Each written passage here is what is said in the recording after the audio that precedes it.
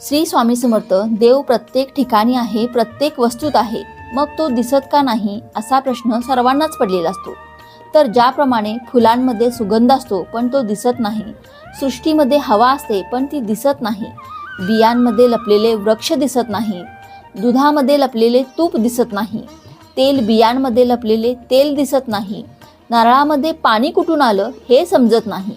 या गोष्टींचं रहस्य आपल्यालाही अजून कळत नाही. ते दिसत नाही, त्याचप्रमाणे प्रत्येक ठिकाणी असलेला देवही आपणास दिसत नाही. असं बोललं जातं की आपल्या शरीरातील आत्मा व्याप्त आणि विद्यमान आहे, त्याचप्रमाणे परमात्मा सगळ्या ब्रह्मांडात असतो, पण आपल्या अज्ञानामुळे तो दूर राहतो. तो ज्ञान आणि भक्तीद्वारे आपल्या जवळ येऊ शकतो. देव हा विश्वाच्या चराचरात आहे. देवाचे प्राप्तिस्थान हृदय आहे, त्यामुळे देव आपणास दिसत नाही. श्री स्वामी समर्थ.